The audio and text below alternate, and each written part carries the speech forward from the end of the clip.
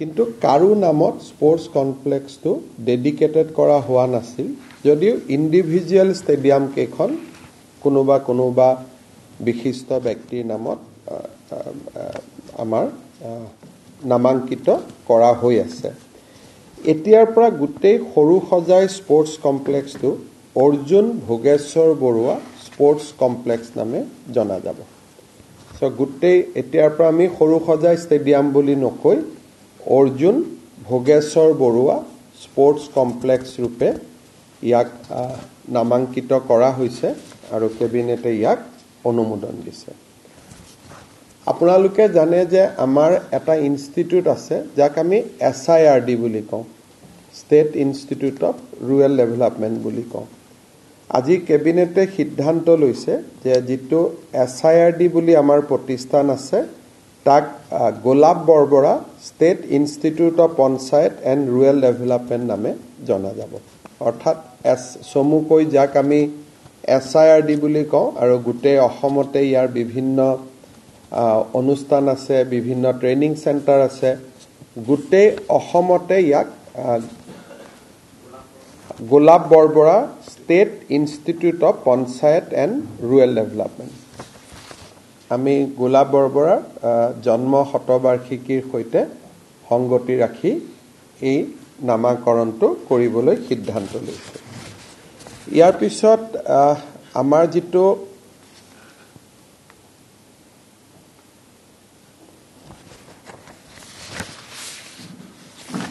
মঙ্গলদৈৰ যেটো আমি district stadium আছে দৰং জিলাৰ মঙ্গলদৈ দৰং জিলাৰ যেটো মঙ্গলদৈত ডিস্ট্ৰিক্ট ষ্টেডিয়াম আছে আমি প্ৰথমজন দৰঙী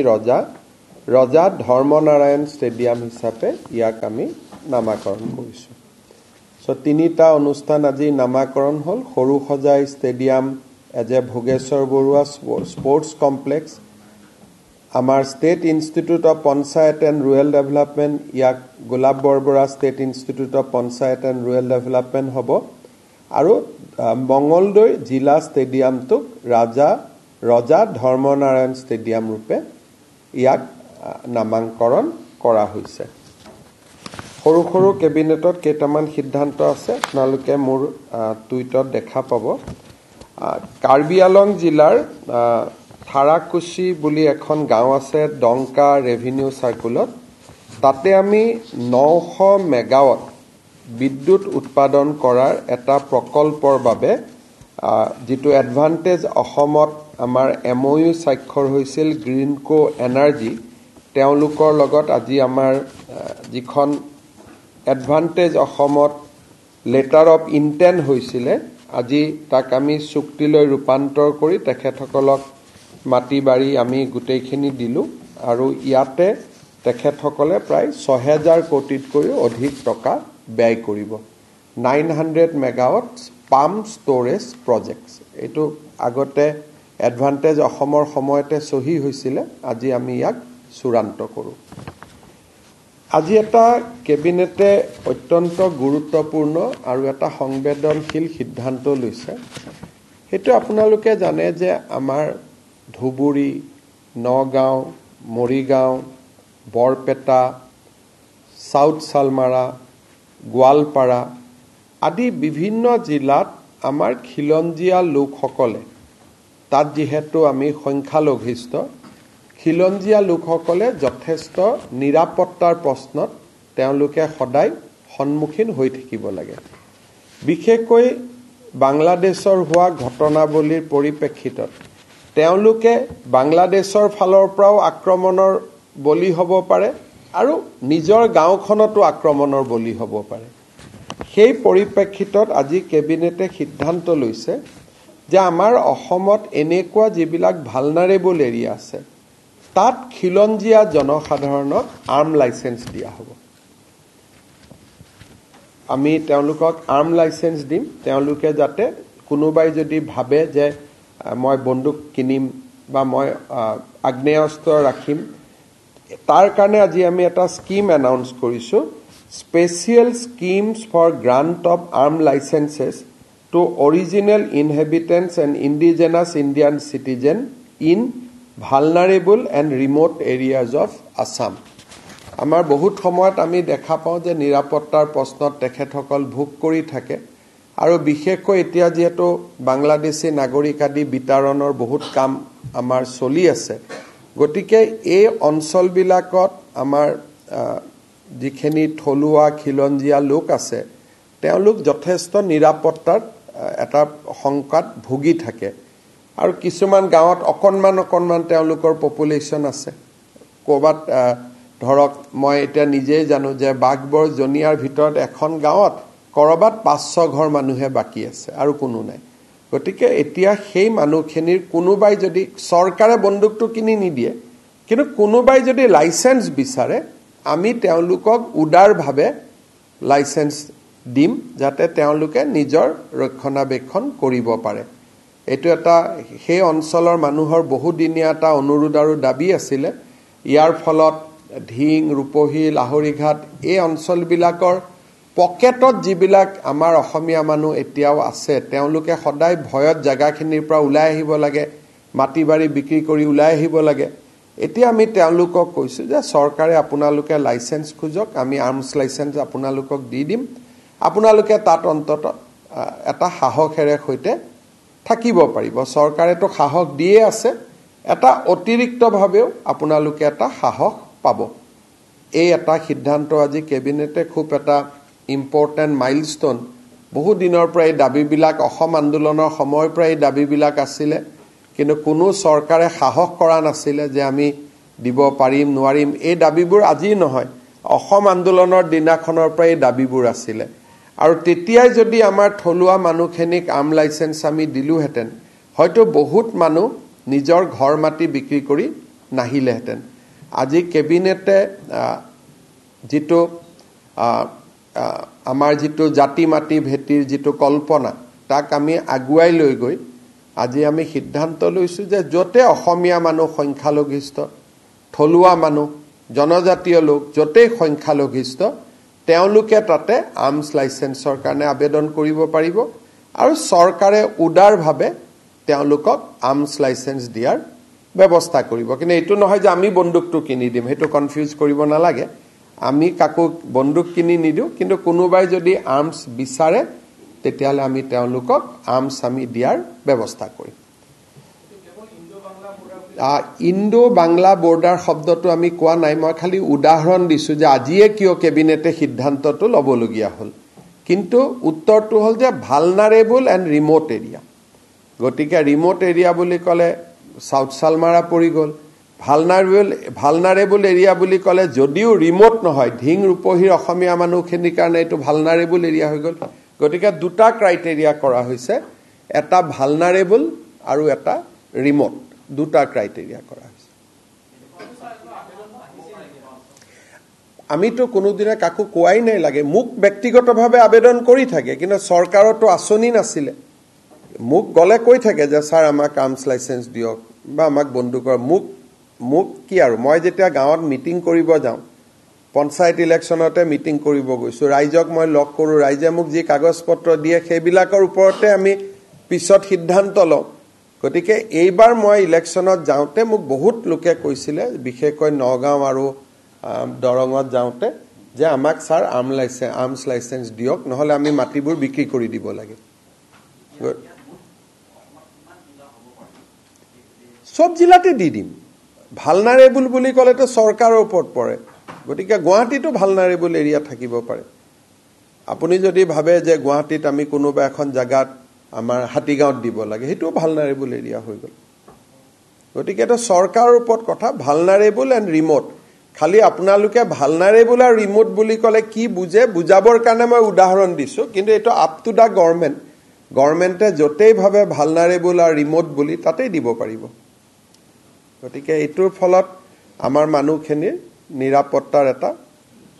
সমস্যা এটা সমাধান হেতু আৰু ৰেহাই দিব নিয়ম নাই আৰ্মছখিনি তেওঁলোকে কিনিব লাইসেন্সখন আমি সহজে দি দিম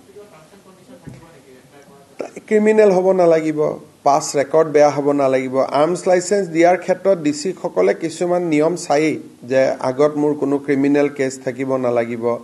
পাস হিষ্ট্ৰি মোৰ বেয়া হ'ব নালাগিব তেনেকুৱা যিখিনি এটা পুলিশ ভেৰিফিকেশন কিন্তু মই যদি নিজেই মোৰ ক্ৰিমিনেল কেছ আছে মোৰ নিজৰে মাৰ্ডাৰ কেছ আছে তেতিয়া মই কিয় আৰ্মছ দিম গতিকে এইখিনি যিখিনি এটা দিব আৰু এটো বহুত দিনৰ পৰা ডিমান্ড চলি আছিল যে ইন্দো বাংলা বৰ্ডাৰত এটো অসম আন্দোলনৰ দিনৰ পৰা এটো ডিমান্ড চলি আছিল 85ত বা পৰৱৰ্তী সময়তে যদি আমি দি দিলু হেতেন বহুত মাটি আমি তেতিয়াই বচাব পাৰিলু এতিয়া বহুত মানুহে পাৰ হৈ গুছি আহিলে আৰু গুৱাহাটীত আহি সবে সেফ জাগাত ল্যান্ডিং কৰি গল আৰু গতিকে নহলে আমি বহুত মাটি তেতিয়াই বচাব পাৰিলু Today, Government of Assam has taken a very important decision in our cabinet. We have Assam is a very difficult and very sensitive state. Today, we have decided that we will give arm license to the eligible persons who are residing in remote area, vulnerable area, and border area. And will encourage our original inhabitants and indigenous Indian citizens to apply and take arms license as per the eligibility provided in the Indian Arms Act. Also, sir, how would you define the parameters of deciding which area the government will notify as vulnerable? People of Assam knows which area is vulnerable, which area is remote. So all our deputy commissioner knows that. So vulnerable means wherever there are people who feels safe. They feel threatened to their life and property. So this definition in Assam everybody knows. So it is not a very complicated item. From today, we will notify it after once we take a cabinet memorandum, it will take maximum 24 hours to sign. After that, it is notified. Habo? Today, Congress MP Gaurav Gogoi has admitted to his visit to Pakistan and has also challenged the government that why the government is not taking any action if his visit and his children and wife not being Indian citizens. So, ji manhor laz nathake, hi ebilak মই আগতে G মানুহৰ লাজ নাথাকে যেতে একেবাৰে মানুহ এজন নিলজ্জ হৈ যায় কোনো লিমিট নাথাকে তেতিয়া কয় যে মোৰ লৰাও বিদেশী মোৰ ঘৈণীও বিদেশী ছোৱালীও বিদেশী কি কৰ তো সেইটো একদম যেতিয়া এটা মানুহ নিলজ্জতাৰ শেষ পৰ্যায়ত যায় যে ইয়াতকৈ আৰু নিলাজ নাই তেতিয়া মানুহ এটাই কয় আজি যদি কোনবা এটা মানুহে কয় যে মই অসমীয়া বিৰোধী হয় মোক কি কৰিবি কৰ তেতিয়াতো আৰু কোনো একো কৰিব নোৱাৰে সো এইটো জিটো তেওঁ কৈছে এটা কথা মই ডেফিনেটলি কৈছো যে what ever he has reveal that is only 10% of it so what I am going to reveal on 10th September Rahul Gandhi will regret for his life that why I have appointed this guy as a deputy leader in the parliament and the president of Assam Congress committee. So now I know that Rahul Gandhi himself is encouraging Pakistani element in Congress party. Otherwise, if in a family 3 person is not a citizen of India, only 1 person is citizen of India, then who is nationalist party is going to encourage that guy? যিজন মানুহে নিজৰ লৰা ছোৱালীক ভাৰতীয় হোৱাৰ যোগ্যতা বুলি নাভাবে তেওঁ আমাৰ লৰা ছোৱালীক কি চকুৰে চাব তেওঁ কোন লৰা ছোৱালীৰ লগত কথা পাতিব মইতো অসমৰ বাতৰি কাকত কেইখনক দেখি মোৰ হাঁহি উঠি আছে যে অসম মানে তিনিজনে ভাৰতীয় নহয় বুলি কথাটো মানে নায়ক সজাইহে প্ৰজেক্ট কৰিব খুজে ইয়াতকৈ লাজৰ কথা কিবা আছে নেকি যে সৰু লৰাটোক মই ব্ৰিটিছ বনাই দিছো ডাঙৰ হলে কোনবাই কিবা কৰক মোৰ লৰাটোক মই ব্ৰিটিছ বনাই দিছো মোৰ ছোৱালীজনীক মই ব্ৰিটিছ বনাই দিছো মোৰ ঘৈণীয়েকে ভাৰতীয় নাগৰিক লোৱা নাই আৰু মই কৈছো কি কৰে কৰক মোক এৰেষ্ট কৰক ইয়াতকৈ এটো মইতো নিলজ্জ ইয়াতকৈ আৰু নিলজ্জ মানুহ মই ৰাজনীতিত কাকো দেখাই নাই আজিলৈকে this is the height of everything আজি যিখিনি কৈছো 10% মই আজি আপোনালোকক ডাইৰেক্টলি কৈছো যে his wife and he is very deeply involved in anti-India activity. And I am going to prove it. তেওঁ যেটো পাকিস্তানত গৈছে মই আজি আকৌ এবাৰ কৈছো মোৰ কথা প্ৰত্যেকটোৱে সঁচা আছে ঘৈণীয়েকৰ লগত হেতু কোনো সম্পৰ্ক নাছিল that was his own independent visit এবাৰ গৈছে দুবাৰ গৈছে তো পাসপোৰ্ট আমি যিমান পাম হিমা নাই মইতো কৈছো তেওঁ নেপালতো এবাৰ গৈছিল তেওঁ নেপালৰ পৰা ক'ত গৈছে এটো কোনে জানে গটিকে কিদত তেওঁ যেটো আজি কৈছে যে মোৰ পৰিবাৰ তাত থকা কাৰণে গৈছিল দ্যাট ইজ ফলস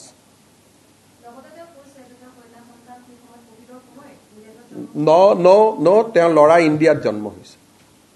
তেওঁ লৰা 7 বছৰ ইন্ডিয়ান সিটিজেন হোৱাৰ পিছত ব্ৰিটিছ কৰিছে ইমান অসত্য কথা কব নালাগে তেওঁ লৰা ইন্ডিয়ান সিটিজেন আছিল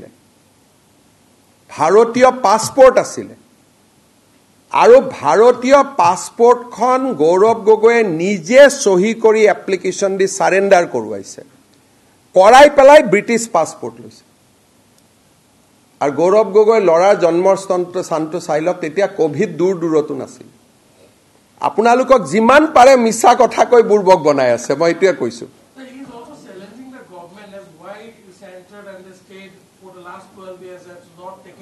No, I think we are going to take action. Who is saying that we are not going to take action? So on 10th of September, we are going to take action. Who is saying that action will not be taken? Two things, that his son was a citizen of India and showing total disregard to this country. He by himself signed the application. Actually, I thought 2021 he has decided to leave this country. That is why he has changed the citizenship of his son in 2021, post-COVID.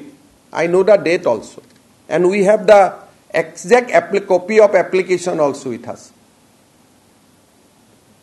His daughter was born in Britain. That is correct. But his son was a Indian citizen. Kot janmo hoise moi najano. But he had a Indian passport in 2021. After I formed the government in Assam, he surrendered his son's British passport or Indian passport, and he took a British passport. Covidor logot কোনো link নাই. যিমান পাৰে অসত্য কথা কৈ আছে 10 তাৰিখে ৰাস্তাত উলাব জাগা নোহোৱা হ'ব আৰু তেওঁৰ পৰিবাৰে আইবিৰ ওপৰত নজৰ ৰাখিছিল for the climate activist. There is a report we have. She quoted a report extensively quoting from a IB documents. That means she has a link. She has somebody in IB who will fed her information. On that basis, she advised climate people that whether to invest in India or not India. That's a very serious allegation. Very, very serious allegation. And I am again, as a Chief Minister of Assam, I am repeating, his visit to Pakistan was to get a training, nothing to do with his wife. Because at that time, his wife was not in Pakistan, wife was in India. You also stated that you were making a secret Bollywood movie, which is going to be flop on 10. क्या Bollywood movie भाई मेरा तो Bollywood movie मैं क्यों बनाऊंगा ये तो 10 का मैं अभी बोल रहा हूं I said 3 all 3 he has accepted today तो my movie or my contention অসমত হিমন্ত বিশ্ব শৰ্মাই যি কৈছে আজিলৈকে 100% সঁচা ওলাই আছে আপুনি তো মোক এইটো প্ৰশ্ন কৰিবই লাজ লাগিব লাগে কাৰণ আপোনালোকে জিন্তু গগৈৰ মৃত্যুৰ কথা পাহৰি গৈছে পেহেলগামৰ 22 জন মানুহৰ মৃত্যুৰ কথা পাহৰি গৈছে পাকিস্তান আৰু ভাৰতৰ মাজত কেতিয়াও এজন মুখ্যমন্ত্ৰী লৰা পাকিস্তান গৈছে তেওঁলোকক আপুনি জেৰা কৰা নাই কিয় গৈছে আৰু আপোনালোকে চিফ মিনিষ্টাৰক প্ৰশ্ন সুধি আছে সেইকাৰণে আপোনালোককো মানুহে বেয়া পায় আজি অসমৰ মিডিয়া ইণ্ডাষ্ট্ৰিটো আটাইতকৈ হেটেড কিয় এইটো কাৰণে না I have documents to prove that his wife is involved of collecting various intelligence output of government of India. And it is directly linked. I have report in my hand. So 10 September I am going to reveal their relationship with Pakistan Army, their relationship with the Interior Department of Pakistan, and how they are doing all these things for a climate lobby. So I cannot 10 September leke rokhi rakhok aji jikhini koise pressurot pori koise aji kiyo koise Bhupen বৰাক ভঙাৰ আগলৈকে কথাখিনি কোৱা নাই সভাপতিৰ কাগজখন লৈ পেলাই আজি এখিনি কথা কৈছে ইয়াৰ আগতেতো না কৈ আছিল মোক কি কৈছিল ষ্টুপিড ননসেন্স কি কৈ আছিল সো আজি কোন ষ্টুপিড কোন ননসেন্স অসমৰ মানুহে গম পাই গল আৰু সেই সময়ত তেওঁ অসমৰ মুখ্যমন্ত্ৰীৰ ঘৰত আছিল দেউতাকক কৈ গৈছিল না নাই পাকিস্তানত যোৱাটো দেউতাকেতো এছবিত খবৰ দিব লাগিছিল যে মোৰ লৰা পাকিস্তান গৈছে Did he inform his father? আজি মোৰ লৰাজন যদি পাকিস্তান যায় মইতো এছবিক ইমিডিয়েটলি খবৰ দিম আহাৰ পিছত ডিব্ৰিফিং হ'ব আনকি আপোনালোকৰ ৰিপৰ্টাৰ বিলাক যেতিয়া মাইনমাৰত যায় কৰবাত পৰেশ বৰুৱাক লগ কৰি ইন্টাৰভিউ লৈ ঘূৰি আহি এছবিত ডিব্ৰিফিং হয় সায়মনি হতকে খুদিব তেওঁলোকে যেতিয়া পৰেশ বৰুৱাক লগ কৰিব গৈছিল ঘূৰি আহি এছবিত ৰিপৰ্ট কৰে আৰু পুৰা ডিব্ৰিফিং হয় 70 ৰাষ্ট্ৰ এখনত গলে ঘূৰি আহি ডিব্ৰিফিং কৰিব লাগিব না ইন্টেলিজেন্স এজেন্সি ঠিক বহুত ডিপলি ইনভলভ হৈ আছে পাকিস্তানৰ লগত আৰু ইমান সিম্পল কৈ কৈছে যে মোৰ ওয়াইফ তাতে আছে গটিকে মই তাত গৈছিলো নো সাংসদ নহওঁতেতো আৰু বেয়া আছিল তেওঁ এটা মুখ্যমন্ত্ৰী লৰা আছিল he use to live in chief minister Assam residence That is a more serious thing. মুখ্যমন্ত্ৰীৰ লৰা এজন মুখ্যমন্ত্ৰীৰ কোৱাৰ্টাৰৰ পৰা আপোনালোকে তেওঁ টুইটাৰ চাব যোৱাৰ 2 দিন আগলৈকে টুইট কৰি আছে 14 দিন পাকিস্তান থাকুতে এটাও টুইট কৰা নাই যোৱাৰ 2 দিন আগতে কাৰ্বি আলঙত গৈছিলে গুটেখিনি টুইট কৰিছে 15 দিন পাকিস্তানত থকা এটা ফটো টুইট কৰা নাই তাৰ টুইটাৰৰ গুটে আমাৰ লগতো আছে গুটে হিষ্ট্ৰীটো চাব এই মানুহজন খুল্লা পাকিস্তানৰ এজেন্ট হয় আৰু বহুত ডিপলি ৰোটেড নহলে মই যদি আজি বাংলাদেশত যাওঁ পাকিস্তানত যাওঁ মইতো টুইট কৰিম না কোট গৈছো কোট খেলিছো কোট গৈছো মই টুইট কৰিম না নাই গলে আৰু তেওঁ টুইটাৰ নাথাকা নহয় 2 দিন আগলৈকে অসমত থাকুতে টুইট কৰি আছে আৰু এতিয়াও প্ৰেসিডেন্ট হোৱাৰ পিছত ফুটি কোনখিনি মানুহৰ তেওঁৰ ফেসবুকত চাবকছুন একসাম মানুহে ফুটি কৰি আছে আৰু এতিয়াও যে পাব্লিক গুটাই আছে লাহৰি ঘাট গৰৈমাৰী ইয়াৰ প্ৰায় মানুহ গুটাই আছে কোনো অসমীয়া মানুহে জিন্তু গগৈ মৃত্যুক পাহৰি না যায় কোনো অসমীয়া মানুহে পেহেলগামৰ ঘটনাক পাহৰি না যায় কোনো অসমীয়া মানুহে পাকিস্তানৰ ভ্ৰমণটোক জাস্টিফাই কৰা কোনো অসমীয়া মানুহে মানি নলয় বাকি সব মানি লব টকা খাইছ কবাত গণ্ডগোল কৰিছ কিবা হেৰি কৰিছ কোনো কথা পাকিস্তানৰ লগত মানি নলয় কিমান আমাৰ মানুহক আজিও অপাৰেশন সিন্দুৰ চলি আছে অপাৰেশন সিন্দুৰ চলি থাকুতে তেওঁ নিজৰ পাকিস্তান ভ্ৰমণক জাস্টিফাই কৰিছে যেতিয়া আমাৰ সেনা বাহিনীৰ লোকে এয়াৰ ফোৰ্সৰ লোকে এতিয়াও সীমান্তত গুলি খাবৰ কাৰণে প্ৰস্তুত হৈ আছে ইজন মানুহ কংগ্ৰেছৰ প্ৰেসিডেন্ট হ'ব পাৰে সেইকাৰণে now things has to be answered by Rahul Gandhi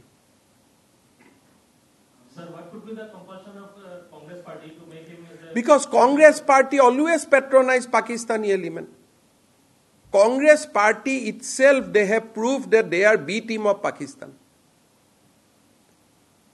Rahul Gandhi, Gaurav Gogoi both, they tried to prevent purchase of Rafale. If we would not have Rafale, what would have been situation today in Operation Sindoor? Both of them. I have evidence to prove. He asks details about the security we have taken in coastal area. What is the link of Assam MP with the coastal area? He always seeks nuclear detail of India. আৰু এইবিলাক ক'ব নাপায় নহয় সাংবাদিকক যে মোৰ ল'ৰা ছোৱালী কোভিডত জন্ম লৈছিলে আৰে কোভিডত জন্ম ল'লে ভাৰতীয় হ'ব নোৱাৰে নেকি দেউতাক ভাৰতীয় হ'লেতো you are a naturally citizen of India ল'ৰাটো ভাৰতীয় আছিলে বেচাৰাটোক নুখুধাকৈ তাক ব্ৰিটিছ বনাই দিছে এইবিলাক আজিও আপোনালোকক আধা মিছা কথা কৈ দিছে আৰু প্ৰাক টিভি আকৌ এটা লাইভ কৰিছে যেন এজন হিৰোহে কবাৰ পৰা নামি আহিলে হাঁহিহে উঠে মোৰ মানে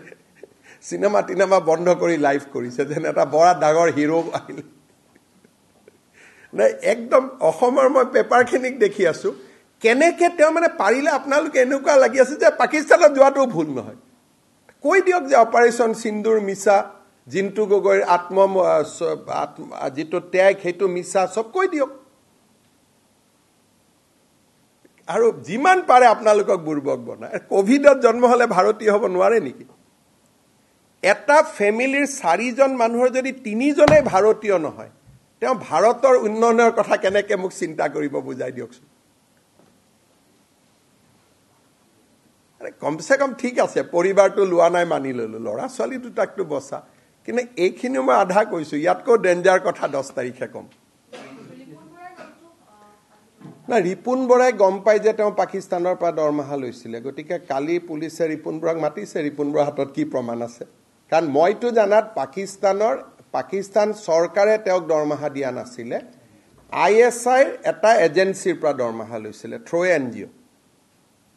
কিন্তু ৰিপুন বৰাৰ হাতত মুতকো বেছি খবৰ আছে গতিকে কালি ৰিপুন বৰাক খুদিব খুজিছো কি খবৰ আছে কাৰণ মইতো অসত্য ক'ব নোৱাৰো মই মুখ্যমন্ত্ৰী আসনত বহি আছো গতিকে মই বাৰে বাৰে কৈ আছো যে পাকিস্তান চৰকাৰৰ লগত সম্পৰ্কিত এটা এনজিওৰ পৰা দৰমহা লৈছিলে কিনা ৰিপুন বৰাই কৈছে নহয় না পাকিস্তান চৰকাৰৰ পৰা লৈছে কি ভুল কৰিছিলে আই যদি পাকিস্তান চৰকাৰৰ পৰা দৰমহা লোৱাটো ভুল নহয় তেতে গৈ পেলাই পাকিস্তান আৰ্মিৰ কোলাত বহি থাকক গৈ তে জ্যোতি মালহোত্ৰা কিয় এৰেষ্ট কৰিব লাগিলে যদি 70 ৰাষ্ট্ৰ এখনৰ দৰমহা লোৱাটো ভুল নহয় তা ভুল মানে কি খুল্লা কৈ দিয়ক ভাই মই পাকিস্তানী হয় অসমৰ মোৰ হাতত যিমান তথ্য আছে অসমৰ ইতিহাসে এই ব্যক্তিজনক কেতিয়াও ক্ষমা নকৰে মই ইমানে আপোনালোকক কৈ থৈ দিছো Gaurav Gogoi's admission to going to Pakistan came today after he's been made PCC chief. Do you think somewhere that now he's... I think you see, the entire point was to dethrone Bhupen Bora. He could have admitted that prior to his appointment also. So he is very smart. He knows that he has to admit. So he admitted after taking the appointment letter as a Congress president. He could have admitted this during Panchayat election also. He neglected Assam journalists like anything. Every time they have asked, he said CM is nonsense, CM is falana. Today he admitted because he knows that 10th September is coming. But today also he has made a very wrong statement. His Pakistan visit was nothing to do with his wife. That was an independent visit with the approval of Interior Department of Pakistan. But today he has made personal attack on you as well. Oh no, ठीक है भाई मैं तो हमें असम का लोग मेरा ऊपर पर्सनल अटैक करते ही रहता है that is not a big deal. Is it a build up for the next year's elections?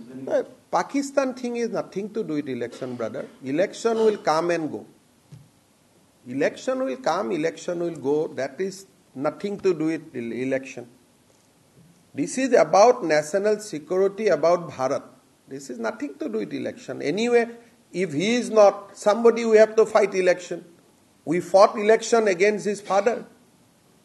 So you cannot say that election there will be no enemy.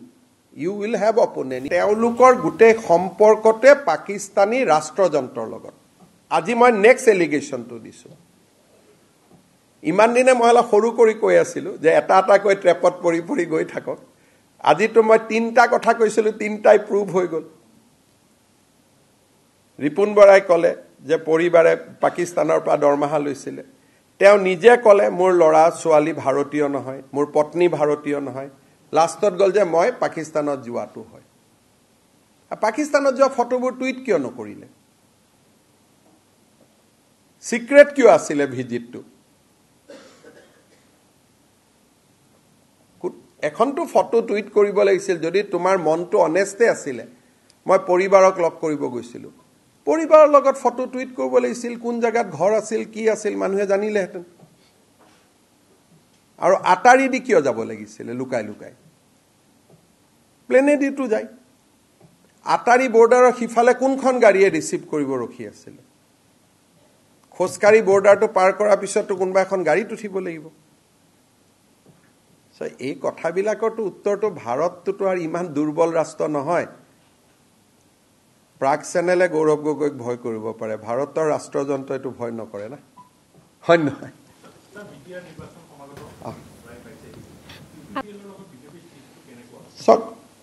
Pramod বড়ুৱে যোৱা 5 বছৰ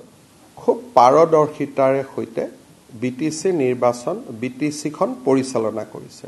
আৰু আজি দিনটোতো বিটিসিৰ উৰ্খাগৌৰা ব্ৰহ্ম ইউপিপিএলৰ আমাৰ মন্ত্ৰীসভাৰ সদস্য আৰু আমিও প্ৰমোদ বড়ুৰ মন্ত্ৰীসভাত বিজেপি দল সদস্য হিচাপে আছে